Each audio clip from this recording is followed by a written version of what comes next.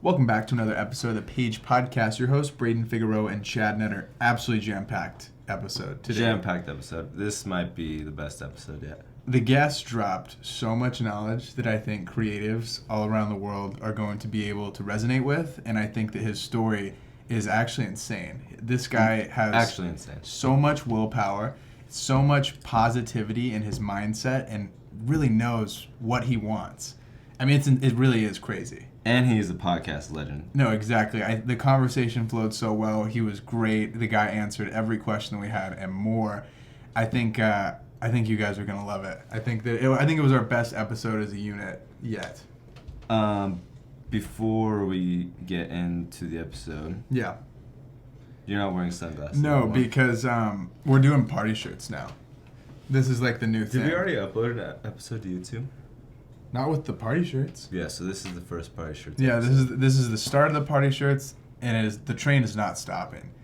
No. And if you're listening, if you're tuned in, you're not watching the YouTube video, go check out the YouTube video. It's on Page Vlogs, and these party shirts are just through the roof, and we're gonna have new ones every time. Every time. We're gonna have to go shopping. Yeah, it's gonna be it might be expensive to keep these party shirts going, but I have a pretty hefty little load that we can go through. Yeah, no, we're definitely gonna have to go shopping. 2 episodes a week? Yeah, it's like eight shirts a month. God, I don't know if we thought this through, but we'll figure it out. We might have to switch. Like, I might have to wear some of yours. Top Man's gonna be like our best friend. Work. Yeah, we might have to make a Top Man run. Yeah, that's gonna be good stuff. It's gonna be great. Chad, I want you to give me the intro. For the guest, hit me. Let's just give a little intro, and then we can get into the extremely jam-packed episode. Let's get it. So, all the way from Boston, Massachusetts, he moved to LA to pursue a dream and spent 3 years, over 19,000 drives. Holy shit. Driving full-time for Uber while pushing personal content on a daily basis. He's had podcast guests from Gibson Hazard, Jeremiah Davis, also known as that one blonde kid, on the internet, Matt Como, and Rory Kramer, and has built an amazing network in LA, all from providing value. Not only is he genuinely an amazing guy, but he also has one of the most amazing beards I've ever laid eyes on. It's beautiful. The bearded man himself, and now podcast specialist for Liquid IV, the one and only Bob A. Here we go. Take me through, when did this beard start? Oh, that's a good question. So, dude, I feel like it started. Well, the crazy thing is, I started with not chin strap. I started with sideburns. Like mutton chops? I had just super tight sideburns when I was like a sophomore in high school, and I thought it was hot shit. Okay. And then I could slowly start to grow in like a thin ass chin strap. Okay. And then I kept leveling up, and then I got thicker, and then I got longer, and then I started part of my facial hair started growing higher. So I feel like I've been working on this for the last 10 years to get me to where I am today. I cannot grow any facial hair whatsoever. Yeah. Do you have any tips, or is it just a genetic thing? 100% genetics, bro. 100% genetics. That's unfortunate. Cool. I guess I got super lucky, and I mean, never in a million years did I imagine like the bearded man branding and everything that you can't shave it now. Yeah, no. No. This is a life thing now. This is like it's a full commitment. Man. Yeah, but I'm already totally all in on that, and I'm cool with never having to shave. So I just do my best to like maintenance it, make sure it looks super clean. And I'll go through phases where it'll get a little bit longer, but I never let it get too gnarly. During quarantine was probably the gnarliest it's been in the last couple of years, because I went probably 3 months without seeing like my true barber. But yeah, that was gnarly. You didn't want to see me from March through like June. It was just. I think a lot of people were kind of not looking their hottest. Everybody was on the same wave. Yeah, everybody was on the same wave. Completely. You've been running, I see, on the stories. A lot of running going on. A lot of running. I've gone through some weird phase in my life where I'll get heavy with running for 6 or 7 months straight, and then I kind of go off the radar for a few months. And that's kind of what happened. I wasn't running probably October, November, December, January, February, March at all. barely doing cardio in the gym. And then once COVID hit, I was itching to get outside more. And so I was like, what am I going to do? All right, I'm going to have to get back into running or something physical outside. So COVID kind of inspired me to get back into it. And now I'm staying consistent enough where I'm probably running 4 to 5 days a week. Wow, it's and it just feels fucking good. It's a good place to like clear my mind, and it sets like good intentions for the day. You're on 70 day like 71 or 72, no booze, yeah? 72 right now. 72, how's that been? I'm operating at a whole nother level. Just like 10x what? Then 10x everything. Really? Career, personal branding or like personal content for like the Beard Man podcast, out socially, making new friends, trying to spit game to girls.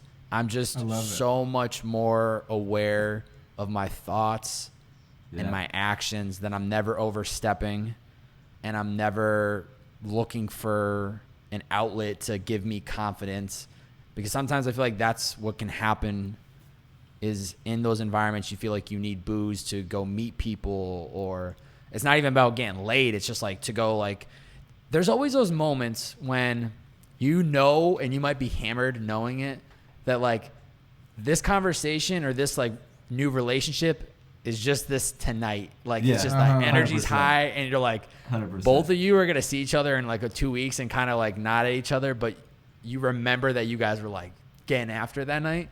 So it's just interesting being out and about, especially in those social environments where I'm in control of my thoughts. I'm in control of what I'm saying and my actions. And I'm just seeing people at that level where they're just beyond hammered. I've been there. We've been sober for a minute, man. I've been on Accutane actually, so I haven't drank in like a solid 3 months. I think 3.5 months. And Chad's been on sober 2020. Yeah, I've never been the biggest fan of alcohol in general. I mean, like before this year, I definitely had like my fair share of intoxicated nights for sure. But I've never been like really the biggest fan. But I just kind of unintentionally started 2020 off sober, and then like 2 months in I just said like fuck it, I'm gonna do the whole year. And whoa. It really hasn't been that hard. I honestly have not missed it like really ever once. No, I haven't either. That's what I was telling Chad this the other night. I went out with some of my boys, and we were just at their house or whatever, and everybody was drinking. And they were like, "Oh, like you want a beer or whatever?" And I was like, "No, I'm good. Like I'm on Accutane." It's kind of been my like little excuse, which is kind of funny. But like I haven't been like, "Wow, let me really get fucked up tonight." I don't know. I haven't felt like that urge. You know what I mean? Totally. I honestly don't know if I'm ever gonna drink again. Really?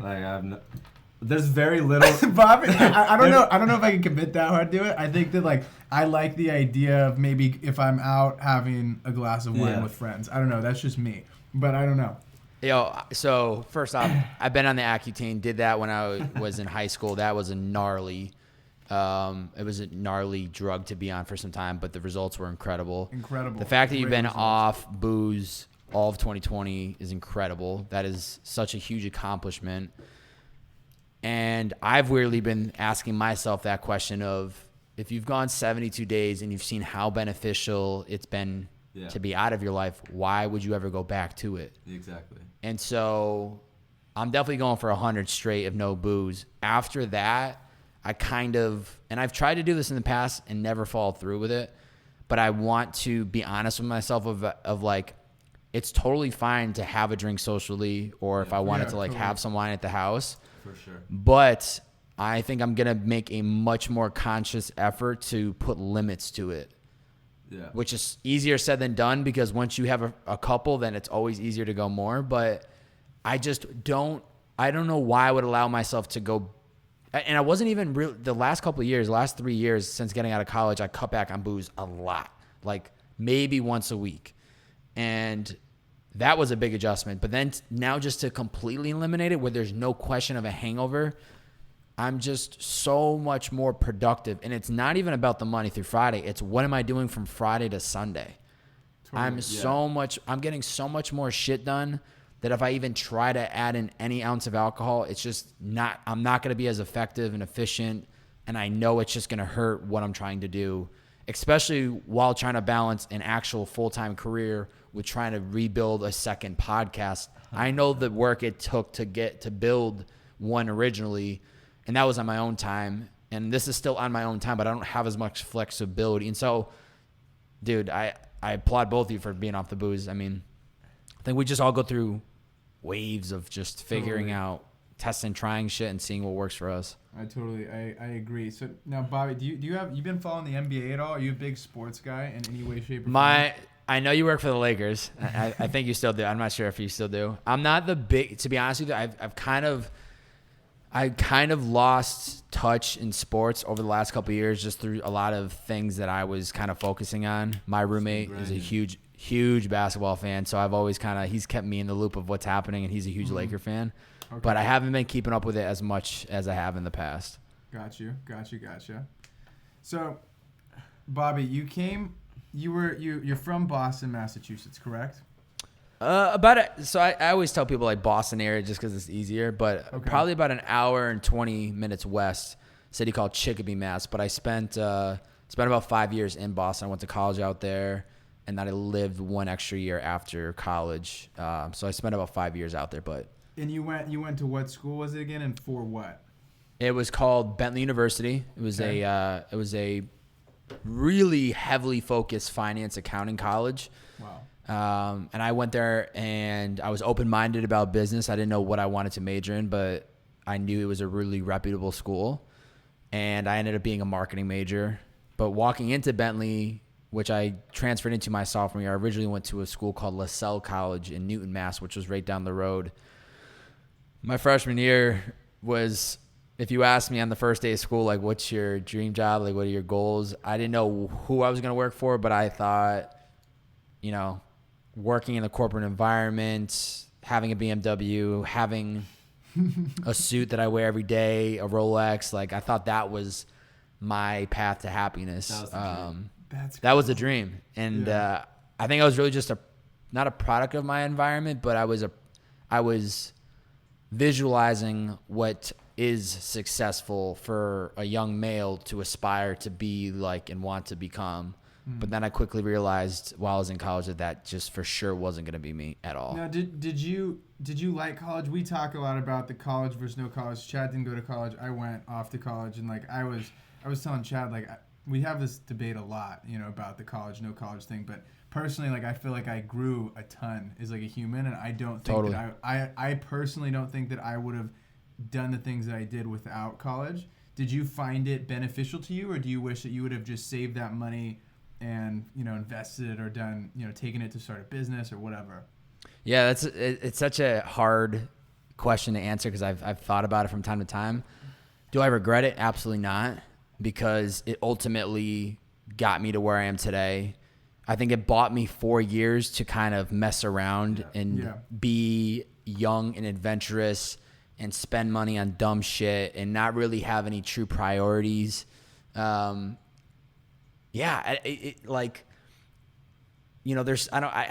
not anything specific that I look back on. I'm like, thank God I learned that in college. Most of this stuff, especially for what I went to, the marketing stuff has been, it's so hard for me to even like be honest with myself and be like, yeah, because I went to college, I learned this and now I've been utilizing that.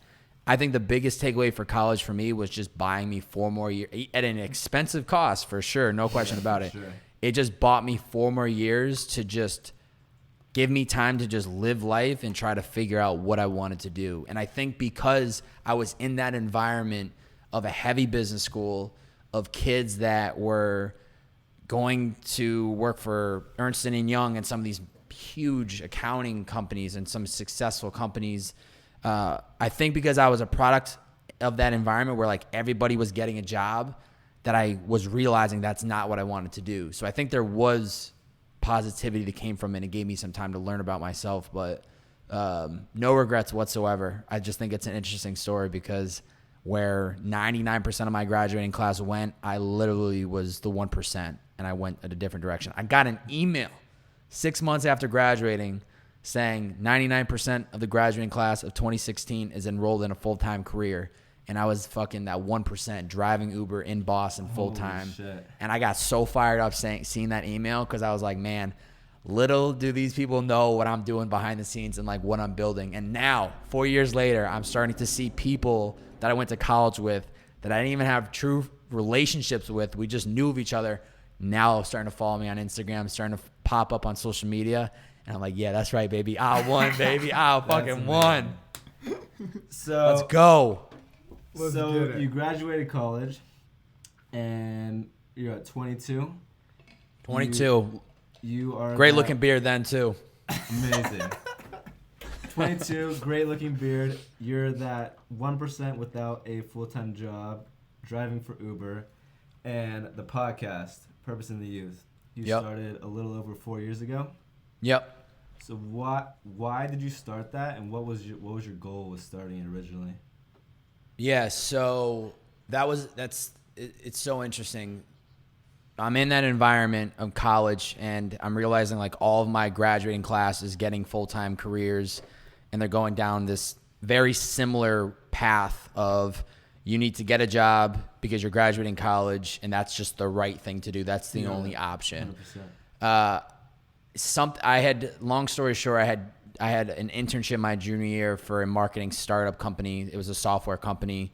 And I quickly realized in that startup of around 40 employees, I also didn't enjoy the product or service, so that didn't help. But I realized the environment was not meant for me. I was seeing people show up the same time of day, doing the same. It was just, it felt like the same day over and over. It felt like Groundhog's Day every single day. And I was like, nah, this is not happening. So fast forward, that was spring of my junior year. Going to senior year, I know for a fact I'm not just taking a job to take a job. So I kind of that was when I started to dive into podcasts like Lewis Howes' School of Greatness, Gary Vee I started finding on social media. I started just diving into like the self-help world and like trying to understand like what in the world do I want to do. And through that process, while listening to the School of Greatness by Lewis Howes, I started wishing and looking for a podcast that was focused on people of our generation that were, at the time I was like 21, 22. I wanted to hear more stories around that 18 to 26-year-old. That something was a lot more, it would be a lot more relatable. I'd be listening to Lewis Howes, and it'd be like Scooter Braun and Gary Vee and Jay Shetty and like all these incredibly successful people, but they were just so much older than me that it was not so much older. They were 10 years, but it still felt like two different worlds. Yeah, totally. So seeing the land, not finding the podcast that I was looking for, not knowing what the fuck I wanted to do after college, and I was already thinking about starting a podcast. I just didn't know what the focus was going to be. I was like, okay, so I don't know what I want to do. I want to start a podcast. I'm looking for this podcast focused on young, passionate people. I also have a bunch of passionate people around me, not necessarily at Bentley where I went to college. There were passionate people for sure, but a lot of kids I went to high school with, one was a producer who had worked with like Soulja Boy and a lot of like some big time artists. Another buddy of mine was making clothes, and he held his own pop-up shop.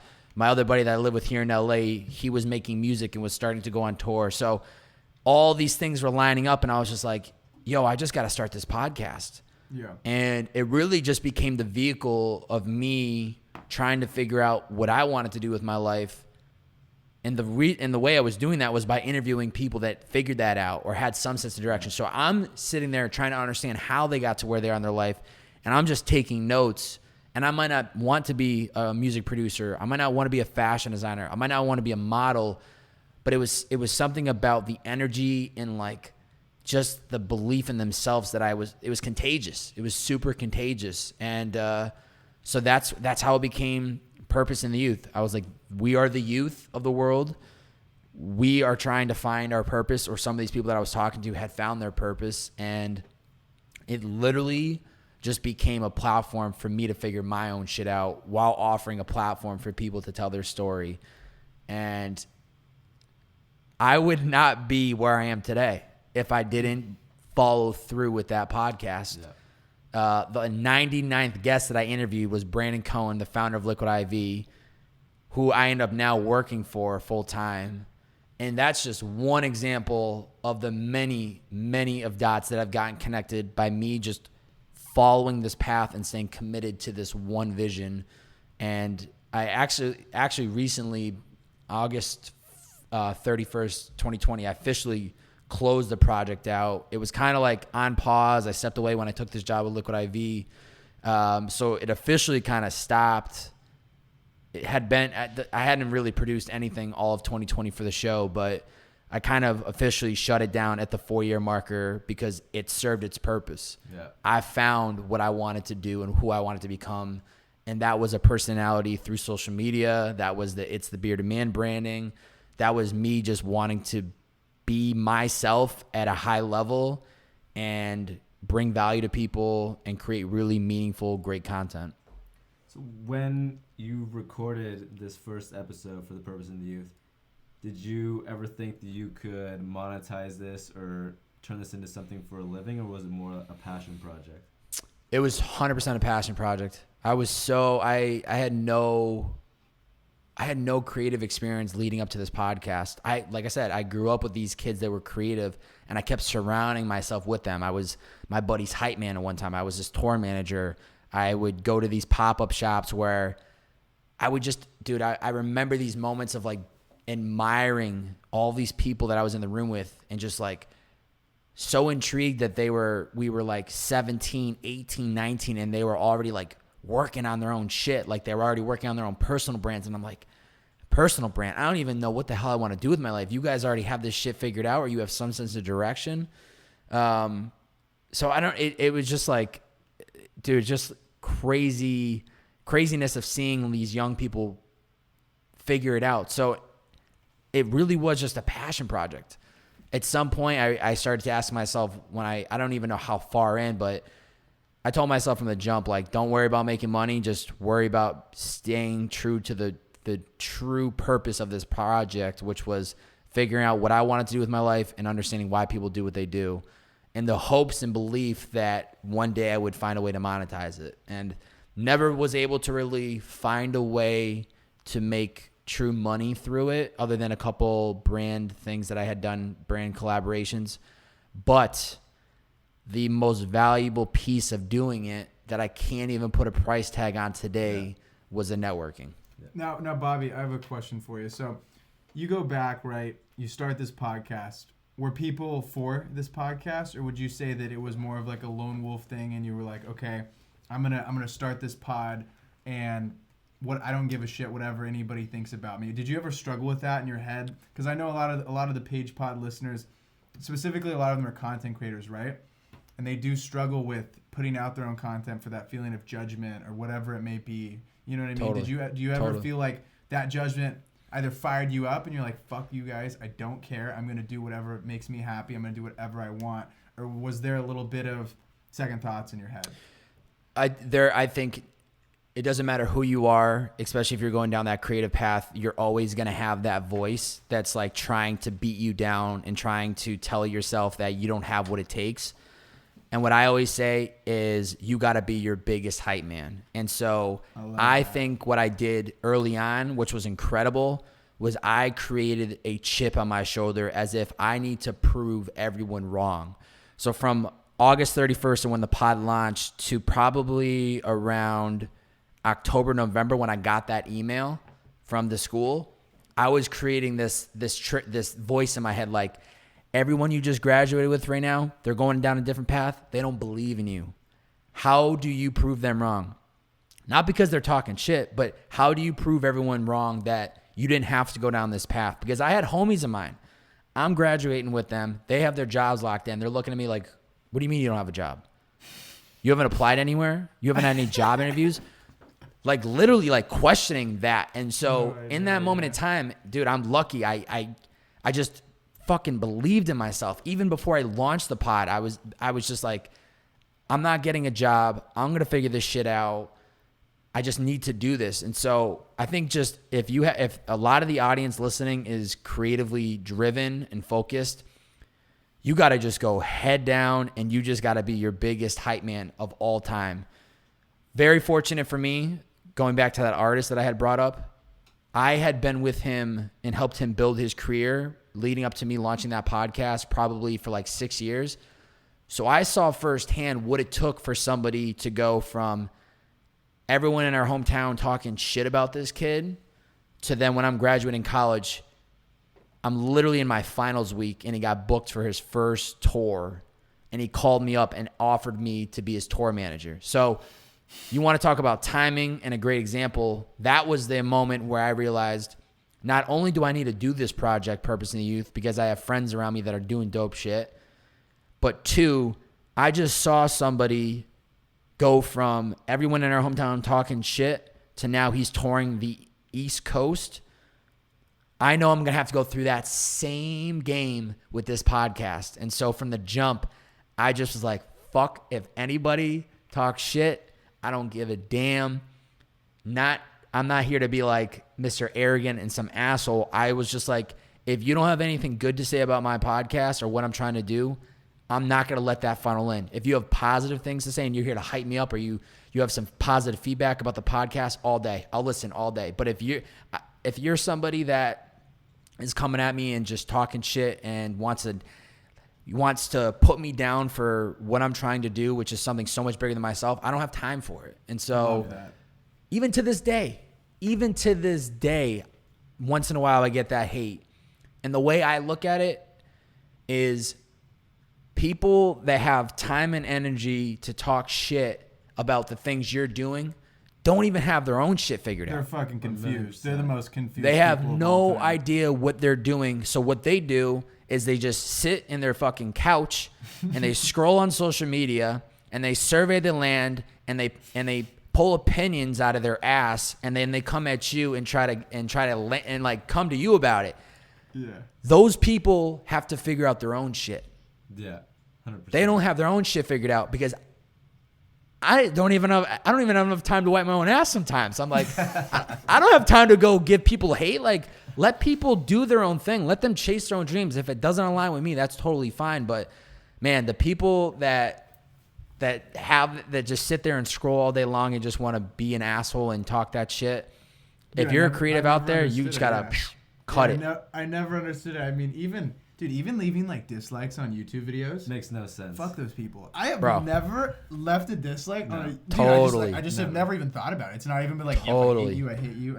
You know what I'm saying? It's crazy. I don't to think understand about it. That people do that. Yeah, I mean, people coming at you like that, being an asshole, like you said, they have their own issues to figure out. So it's not really it's more of a reflection of them than it would be of whoever they're coming after. Totally. But the thing is there's people out here that will stop chasing after something because of one negative comment. They could have 100 people cheering them on and making them feel great, and that one negative comment derails them. And so that's the thing is, even though I think you two probably have gone through that and are at the point now in your lives where it's just like pedal to the metal, you know what you got to do. I've been through that bullshit, but I still have to remind myself that I was once at a point in my life where that shit did matter to me. Or, when if I said it didn't hurt, if it leaves a little sting for a second, it really pisses me off. And I'm like, you stupid bitch. And then I'm like, okay, you know what? Yeah. You know what? They don't matter. I love what I do. I'm gonna do whatever I want to do. I'm gonna exactly like you said. And for some reason, there could be like a million amazing comments. Yeah, no, and then there could be exactly. one asshole. And for some reason, that one asshole comment will stick out over the other one. Yeah. I think even creatives that are operating at a high level right now, I still think that happens to them. Yeah. I still think there's people that have millions of YouTube subscribers and they'll scroll and see positive, but they stop the moment they see something negative and they try to absorb and understand why. Yeah, 100%. Let's go back 3 years ago, August 31st, 2017. Mm-hmm. You began a year. So this is a year after you started Purpose in the Youth. Totally. You began your road trip to move out to LA. Yes, sir. Why did you move to LA? And did you have a stable job lined up, or was this like a huge gamble? Yeah. So moving to LA August 31st of 2017 was the third moment in my life where I considered moving to LA, and it was the right time to do it. So when I didn't get into Bentley, the college that I graduated from, I didn't get in there as a freshman. Heart was broken. Always wanted to live in LA since I was probably in 5th grade. I just loved everything about LA, the energy of it, the sunshine coming from Massachusetts. I was like, no snow, fucking sign me up. I love the idea of like what Hollywood was and just like the celebrities, the glitz and glamour. No creative interest, but I just wanted to be out here. And so thought I was going to come out here for college. Didn't happen. Thought I was going to come out here right after I graduated college. Didn't happen. It wasn't the right time. So the third time was at the 1-year marker of Purpose in the Youth. And the timing couldn't have been better. I moved out here with my best friend, the artist. He had a buddy. His name's Dylan Reese, by the way. I keep saying the artist, but he has a name. All right, his name's Dylan Reese. And so we moved out here. One of his buddies from college was looking to move to LA, so there was 3 of us. But coming out here, my full-time income was driving Uber. I had just did it for a full year in Boston, living full-time off of Uber. And I had done the research to like understand what it would take if I moved to LA to become an Uber driver out here. And it was really straightforward. Register your car in California, get a California license, have California insurance, you're good to go, just like that. So when I landed in LA, we did like a 10-day road trip. I was back driving Uber within 10 days. I was making money in LA within 10 days. So you got all that taken care of in 10 days. Oh, yeah. I got down to business. I had to freaking study I didn't have to take the written exam. Or excuse me, I didn't have to take the actual physical driving exam for California, but I had to take the written.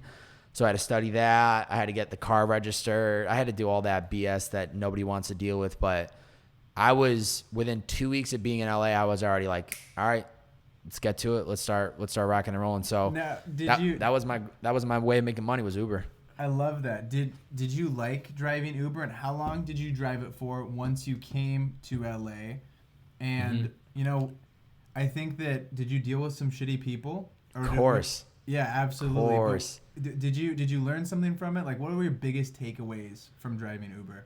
So here's the thing. It would have been so difficult to do when I look back at what I was able to do from August of 2016 until I took this job with Liquid IV in October of 2019.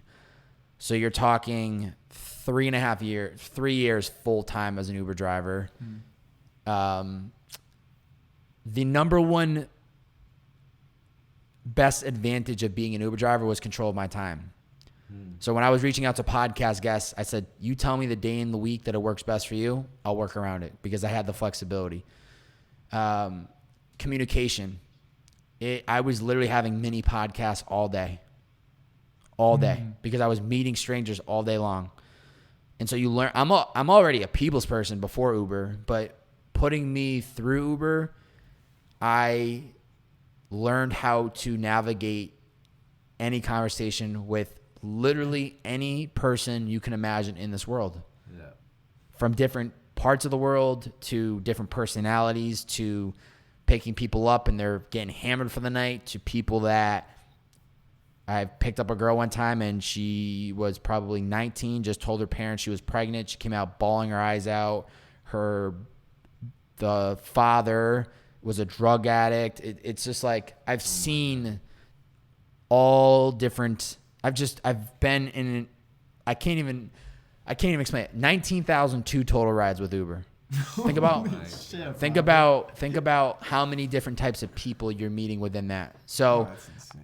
it taught me communication. It taught me time management to a T. I got really good with time management. It's ridiculous. It's people would pinch themselves if I told you how good I am with time. It's ridiculous. And then a big one, especially with coming out to LA, was I got to learn the land probably better than majority of people that have grown up here, because it took me to, LA is just massive, as you guys both already know, but for people that have never been here and dream to live here, it is 50 mini cities within a major city. Yeah. just to keep it at a high level, the Valley is completely different than West Hollywood. West Hollywood is different than Santa Monica. Santa Monica is different than Venice. Venice is different than El Segundo, Manhattan Beach. I mean, it's just all just so different in so many ways.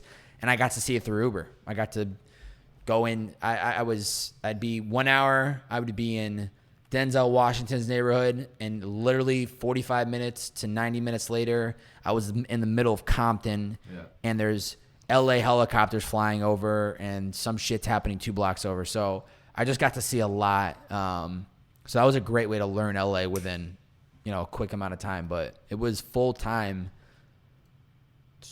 3 years and some change. Probably I'd call it 3.5 years full time.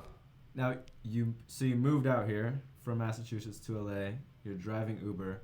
Was there ever a thought in the back of your mind, I could maybe fail, and was there a plan B, or did you know you were gonna make it happen? No fucking way. There's plan B. This was it. There were many of times where I was like, what is the next step? Yeah. But in the sense of like the level up, like how am I gonna, what do I need to do to take this to the next level? But even at the time, if I entertained like any job opportunities or other career opportunities, within minutes, I would be like, there's no way I'm doing this, because it would pull the flexibility of being able to work with guests. And so, dude, I just gave myself literally no other option. And the sacrifice was that I just pretty much went head down for the first 2.5 years of living in LA. Like, I built an incredible network. I met a lot of great people. I was able to go to a good amount of like events, whatever it might be. But I didn't build like a true community, which is what I've spent the last 6 months, really the last 3 months, like heavy. Like, when I mean community, I mean like not just like people that are there for business. It's also like friendships and life, and like I'm hitting you up to hang out, not because I want to leverage you to get something else. So Totally. I have no regrets in the first 2.5 years of living in LA, but now I feel like I'm actually living in LA. Like, I'm actually enjoying living here, and going to different events and meeting new people, and going to the beach on the weekends, and joining a running club. Like, just like actually embracing living in Los Angeles versus working it really literally for the first 2.5 years felt like just a place that I worked. Yeah. Every day, Monday through Sunday. It was either podcasting or it was driving Uber. Now, to go back to the podcast, you've had amazing guests. Some like Babin, Gibson Hazard, Jeremiah Davis, Drama, who I've worked with. The list goes on. How did you go about growing your network and getting all of these amazing guests on the podcast? Yeah, that's a great question. Timing was so crucial in all of this, because when I was getting into podcasting in 2016, podcasting was already big, but it's not what it is today. I go on my LinkedIn post or my LinkedIn account today, and I have people that are trying to pitch to the world why you should be starting a podcast. Nobody was doing that. I mean, people were talking about podcasting in 2016, but it wasn't what it is today. So I got into it at a very good time where people like Jeremiah or people like Gibson Hazard, nobody was hitting them up to jump on a podcast. It was probably blog style interviews, or it was like, let me shoot with you, or nobody was hitting up to offer an audio platform. Mm-hmm. And to hear them out. And so, boom, I'm able to step in and offer that platform, especially to, if we want to use Gibson and Jeremiah as examples, they're visual content creators. People see them for their work, but they don't get to hear like a natural conversation with them. And so, so if we're just going off these people, I'll tell you exactly how I got them. Gibson Hazard. Wow, what a hell of a story that was. I reached out. He is from Massachusetts originally. I reached out to him probably 10 weeks into the podcast. This is through email, cold email. He's like, yo, bro, this is dope. Would love to, but I live in LA now. Fast forward 4 months later, I'm in LA podcasting. Who the fuck do I run into at a party? Gibson Hazard. I introduced myself. He's like, great. 2 days later, I'm doing a podcast with him. Jeremiah Davis, great example. The first party that I ever went to when I moved to LA was his Snapchat release party in Venice at the Feet House. So I was brought there through a mutual friend, and I was like, yo, this guy's crushing it. That was in August. And then in January of that year, so like 4 months later, sent him a cold email, locked it in. Drama, cold email, locked that shit in, baby. It was a lot of it, all of it was me reaching out to people or people connecting them to me without me ever asking. Never, ever. Babin had followed me on Instagram. Never forget that day. I'm sitting at Logan Airport in Boston, Mass, fucking waiting for the next Uber rider.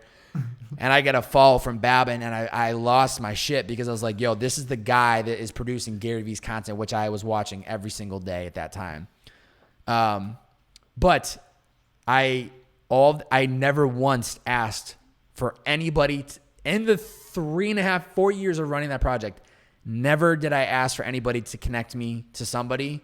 It was always people reaching out to me wanting to help or me sending a cold email, which was, I think it just spoke to the authenticity of the brand and what I was trying to build and how authentic I was with showing behind the scenes of me driving Uber, showing the behind the scenes of me running a podcast out of my bedroom. I literally had a name for the bedroom called the Bedrudio, the bedroom studio. Like I just owned every aspect of my life and what I was trying to do with this podcast. So it just became an incredible vehicle to get me in my foot in the door with all these incredible people. And it was super natural, super organic. It was just beautiful. Like I still like can't believe half the people, like Drama was just, bro, there was 3 people that I really wanted to get on the podcast when I started it. If you asked me on the first day, who do you want to get on the podcast? It was Drama, it was Gary Vee, and it was Lewis Howes. Oh my God. And then, so how long after starting it did Drama come on? He came on April of 2018. I can still remember these days like it's fucking yesterday. It's unreal.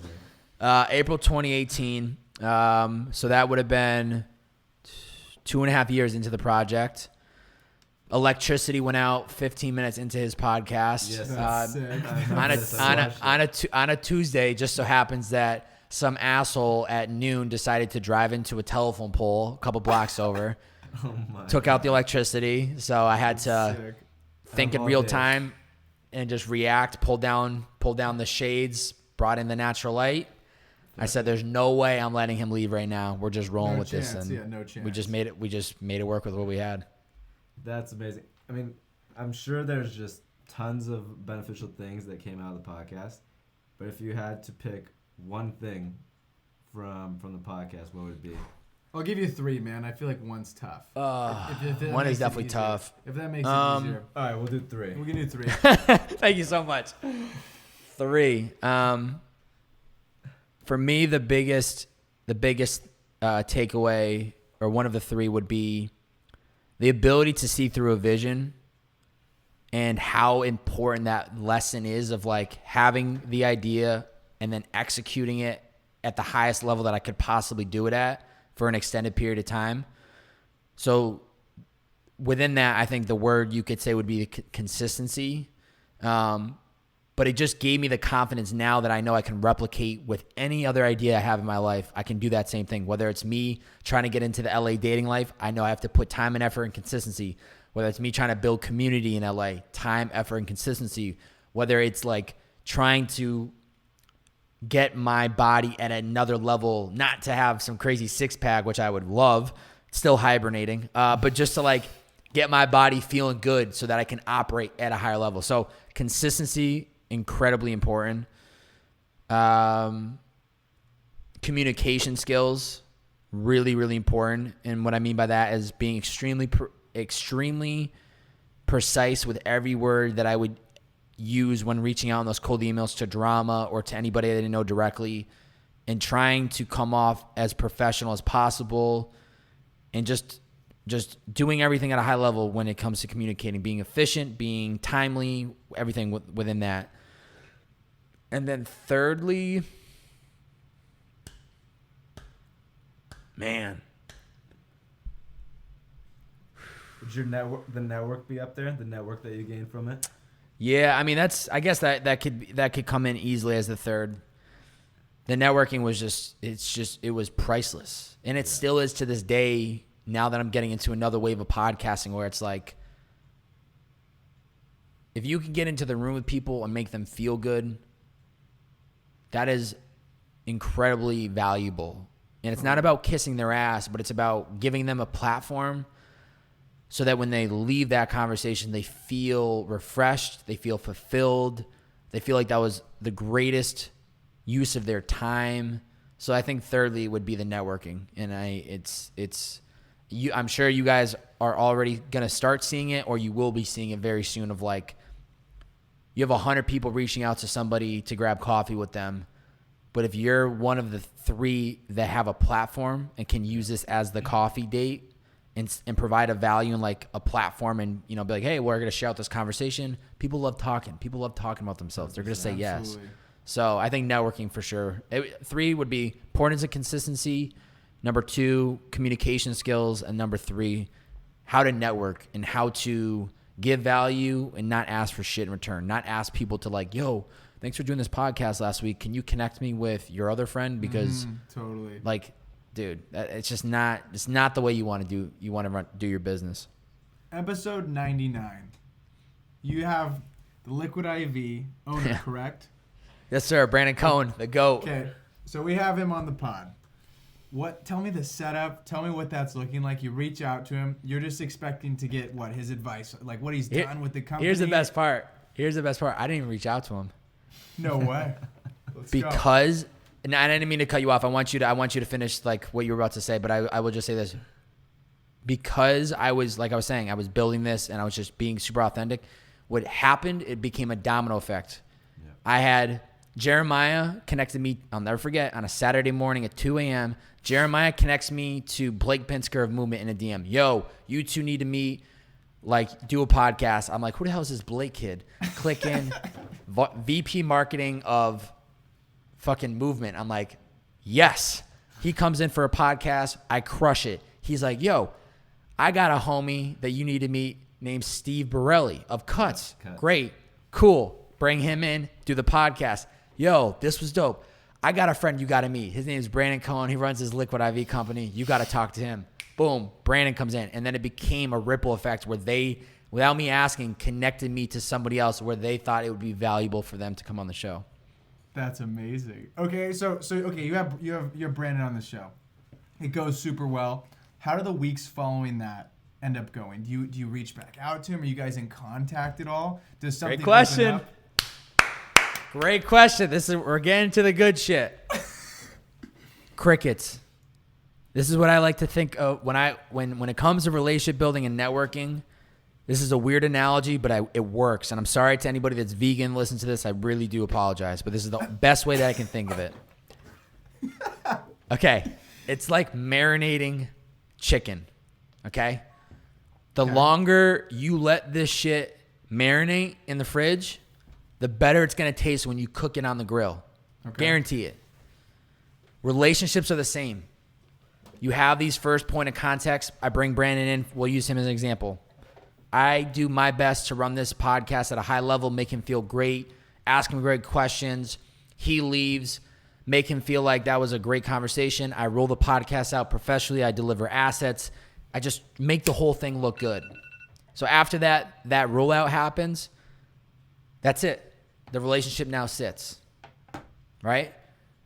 So there is no communication with me and Brandon other than once in a while I would see him post something and I'd be like, yo, man, congrats. Like it'd be like the new product for Liquid IV, or now we're in Costco. I might have shot him a text, or I might have just replied to him on DM or left a comment, just like showing encouragement, showing love, not asking for anything in return. Then I saw him at a Yes Theory screening. Brandon, what's up, bro? We catch up. You know, he's like, oh, man, everything's good. We got some crazy stuff happening. Wait till you hear about this announcement coming in a couple weeks. I'm like, oh, bro, I can't wait. A couple weeks later, he announces CTW round, Kevin Hart, Kendall Jenner, the whole works, gets invested in his company. I let it sit, let it marinate. I know he's getting hounded. A couple weeks later, I shoot him text, yo, congrats. That was amazing. Yo, by the way, I just started this new series where I interview people at their office. I'd love to tour Liquid IV office. Can I do that? Would you be interested? Totally. Go in there, do that. Crush it. Roll that out. Don't ask for anything in return. October of 2019, just got back from visiting family for 10 days on the East Coast. While I was back for 10 days, I was considering putting Purpose in the Youth on pause. I had hit a wall with Uber. I was like, it's time to change. I've done this long enough. I need to elevate. I need to move on. This was also stemmed from a really great conversation with Zach Conovar, who manages Yes Theory, who really knows his content and just business stuff. And so from that conversation, I go home, think about some shit for 10 days. I get back, I go out and I Uber, and I get home that night. First time Ubering since I've been back. Get on Instagram, and I post a story, and I said, Instagram community, hold me to it. By 2020, I'm done Ubering. I know I can bring more value to the table. I'm over this. Post it. I wake up to an Instagram reply from Brandon Cohen. Yo, any chance you're available to hop on a call today? I got something I want to run by you. I'm like, absolutely. Hop on the call with him that day. He had just got back from doing a podcast with Gary Vee. So immediately I said, before we get into whatever you want to talk about, how was that podcast? Gary Vee's the GOAT. And then he goes into a spiel about an opportunity he had for me. So there was never an ask from me of him. I just kept providing value. I provided value and brought him in for a podcast. I also forgot that I brought him in for a second podcast it was a group episode where it was Brandon Cohen, Blake Pinsker of Movement, and Steve Borelli of Cuts. We did like a business founder conversation. Third value was going into his headquarters and providing him a tour of his own office with visual assets and a good sit-down interview. And then, boom, end up getting an offer for him. No interview, nothing. Just what does your role look like right now with Liquid IV? Yeah, so I came in as a content producer to help build out pretty much a BTS team, which is what I was already doing, was like storytelling through behind the scenes of the podcast of what I was doing. Due to COVID, due to going remote, I then, funny enough, went from content producer to podcast specialist, where now I oversee our media buying for the podcast space. So I was never able to monetize my own podcast, but now I'm sitting and operating as a brand, and I'm allocating our podcast advertising money for podcasts. Joe Rogan, Dax Shepard, Bad Friends, Your Mom's House, top comedy podcasts, like you name it. Now that's my role, is spending the brand's money to get their name out on strategic podcast partnerships. Did you come up with that idea, or was that so pandemic hits and you're like, okay, I need to provide value. How am I going to provide value? Or was it you had a conversation with him and you're like, we're going to change something, obviously. Something has to change, right? Everyone has to adapt. This is like the biggest time. We say this a lot. Like right now, coronavirus time, it's adapt or die. Right? 100%. So now how did that conversation come up? Or what did you say? This is exactly why Liquid IV is a successful company as it is today. It's not by pure luck. It's not... I mean, there's so many things that you could argue that have worked for this company to blow up, but it also goes alongside with the other executives and people that work within Brandon's circle and help him make these strategic decisions. But it was his decision on shifting, seeing that clearly there was not just me, there was other internal shifts within the company.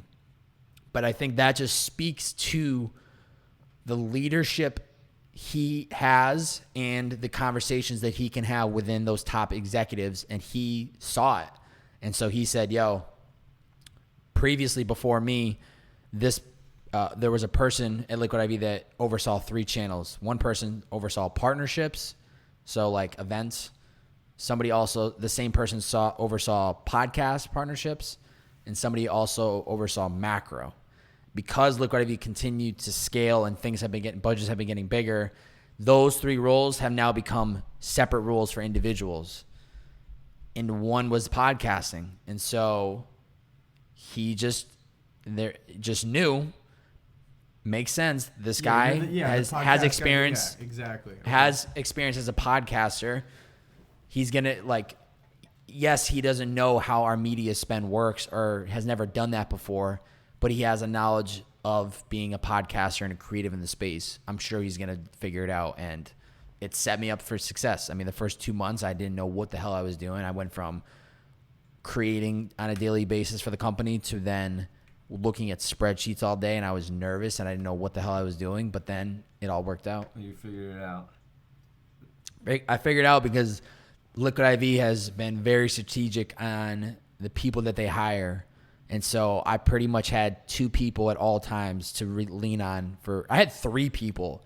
For that first month of me running the channel, I had 3 people that were there whenever I needed to assist with. And they set me up for success to the point then, went from 3 people, then I was only relying on 2 people, to now I just have 1 point of contact that if I need advice or if there's a bigger, higher level decision that I know I should get his advice on before I move forward with it, I have him. Other than that, solely my ship steering fucking full speed ahead. Incredible. I don't know if there could be a more perfect role. Yeah. Yeah, I don't think so. It still weirds me out. And I actually had that epiphany this morning when I was done running. I was sitting in my driveway and I was just thinking about it. It's just how the hell did this all happen?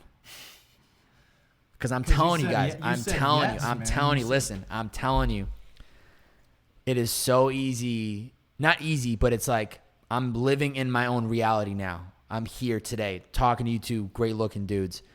But it wasn't long ago, 4 years ago, that I graduated. I didn't know what I wanted to do after college. People were questioning my own decision of what do you mean you don't have a job? Then I'm starting up this podcast. I have no idea where it's going to take me. So it's it is an unbelievable feeling to think about that beauty of what it took to build, but how much who I've grown into become by just solely chasing that vision and that dream of mine and that belief that someday I will get to a position where it's just going to make sense. And it took a long time that. It was a long, long journey from August 2016 to October 2019. And that transition with Liquid IV couldn't have came at a better time, because I was really starting to get burnt out with Purpose in the Youth. I was starting to lose passion for that process of storytelling, and unintentionally, I recorded 3 more episodes for Purpose in the Youth, and I said, I'm putting this show on pause once these run out. That was the conversation I had with that dude, Zach Conovar. And within that 3 weeks is when I locked in the job with Liquid IV. So that when the last podcast dropped on a Wednesday, the following Tuesday I started Liquid IV. So it's I kind of stopped one chapter, I put it on pause at the time, and then started a brand new one. And the rest is history. Are you bringing back personal content now? So during the coronavirus, we've been stuck at home, right? A lot of us have been stuck at home. Have you re-strategized and said, okay, I'm coming back. I'm coming back to making a podcast. What does that look like, and what is that content strategy looking like for you right now? Are we going YouTube, TikTok? Are you dabbling with TikTok at all? IG Reels? What is it looking like for Bob A right now? Yeah, that's a great question. I'm full throttle right now on podcast space, only audio. When I started Purpose in the Youth, it was only audio for the first 46 episodes. Then I started adding visuals. Then I built out a studio and so on and so forth. But long story short, I had started this secondary podcast called It's the Bearded Man Podcast in January. And that was, I did probably 1 episode a month for the first 6-7 months. It just was a solo outlet for me to just talk about things that were on my mind. I wasn't ready to go back into interviewing podcasts, but I wanted to still share my voice. So I created, a separate platform that wouldn't disrupt the storytelling, and it was just me talking. Anyway, fast forward, COVID hits. I have a lot of downtime. I'm going through moments where I'd finish work at 6, and then I'm like scratching my head for the rest of the night going, you got to find something. I bought an Xbox. I started getting into gaming. I had my parents send out my golf clubs. I picked up surfing. I fucking started downloading Tinder and just was like, I don't know what the point of this is because I can't meet people but in person, but I can do it through an app. You can chat. I was just like, I'm just going to keep trying everything. And then I had a light bulb moment where I was like, I'm sick of waiting on this podcast stuff. Like, I know that's my passion. I don't think I'm ever going to go back to purpose in the youth and the storytelling the way I did it before. I feel very confident about this It's the Bearded Man branding because that was the sole purpose of Purpose in Youth, was me trying to figure out who I wanted to be. And I know that's the brand I want to become. So I had this light bulb moment, and back in June, I recorded a solo podcast. It was like the first one in like 2 months, and it was called Think Less, Do More. And it pretty much was me confessing to myself, I've overthought this shit way too much. I did this shit consistently for 3+ years, and now I've pretty much been on a hiatus for 10 months. I'm done waiting. I'm just going to do this shit. And so for the last 8 weeks, consistently 2 episodes a week, one with a guest every Monday, and then 1 solo pod every Thursday. And so I think that's going to be the direction moving forward. Continue to use networking, continue to use this beautiful tool of podcasting as a networking tool and to meet people. There's always going to be new people you want to meet. So I'm using this to meet new people, but then also with these solo pods, allowing myself to share my own thoughts with the world and try to build on my own brand. Because even through Purpose in Youth, I built my own brand and I built, quote unquote, my own voice. But it was always about the guest. And I still love doing interviews. I love that shit. I love understanding the why and what makes people tick. But I equally understand the value in me sharing my own voice and sharing what I've learned. Because I think, as we were just talking about before, where we don't give into like the creative bullshit when people are like, screw your shit. We've built a strong inner heart where it's like made out of steel, and people that want to talk negatively at us, it doesn't really affect us as much as it maybe did a couple years ago. I still need to share those thoughts with the world because I know there's somebody out there that is just starting and here's one negative comment and they feel like a piece of shit when they shouldn't. And so I go, okay, that's one example. All these other things that go through my mind and that I've learned, there's people out there that don't know it or are trying to learn it, even though it seems like common knowledge to me because I've put myself in a position to learn it. There's value in sharing it. And so now that's what I'm trying to do through the solo pods, is continue to build my own brand of It's the Bearded Man with these solo pods, but then also continue to provide value on a very conversational, open platform type podcast with interviews. So we talked about this on our last episode. 2020, I don't think anybody could have predicted what was going to happen this year.